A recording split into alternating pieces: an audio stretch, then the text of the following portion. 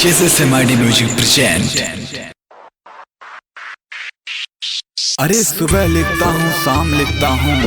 तेरी यादों में खते तमाम लिखता हूँ, मगर अब उस कलम से आंसू आ जाते हैं जान,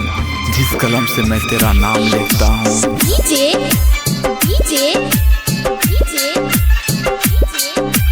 बादल Raj recording by SMID music Laxmipur.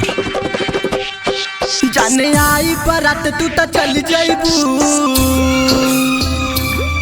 जाने आई बरात तू तो चल जाइबू, बोला कैसे हम जी पाई बहो, तोरा याद में भले मर जाई, तोरा याद में भले मर जाई, बाकी दिल न केहू से लगाई बहो,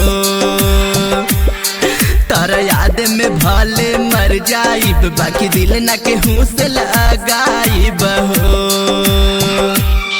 जाने आई बरात तू तो चली जाइबू,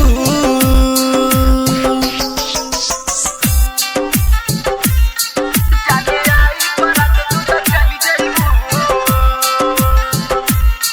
जाने आई बरात तू तो चली जाइबू।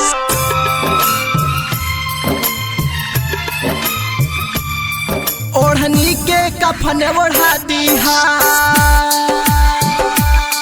बस इतने वादा निभा दीहा, ससुराल जाए से पहले जानिए को फूल कबर पर चढ़ा दीहा, जा खुश रही हा पियावा के संगे, जा खुश रही हा पियावा के संगे, बाकी हम ना खुश रह पाई बहो, तोरा याद में भले मर जाई, तोरा याद में भले मर जाई, बाकी दिल न केहू से लगाई बहो, तोरा याद में भले मर जाई, बाकी दिल न केहू से लगाई बहो। जाने आई बरात तू तो चली जाइबू, डीजे डीजे डीजे बादल राज जाने आई बरात तू तो चली जाइबू,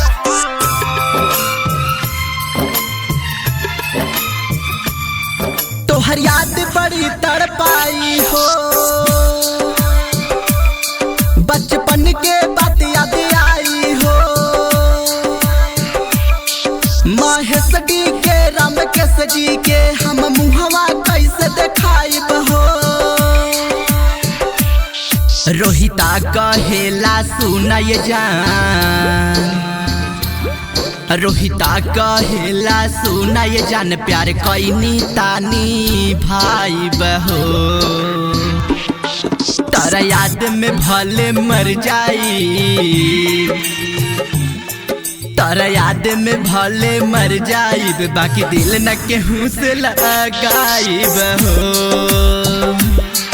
तोरा याद में भले मर जाई, बाकी दिल न केहू से लगाई बहो।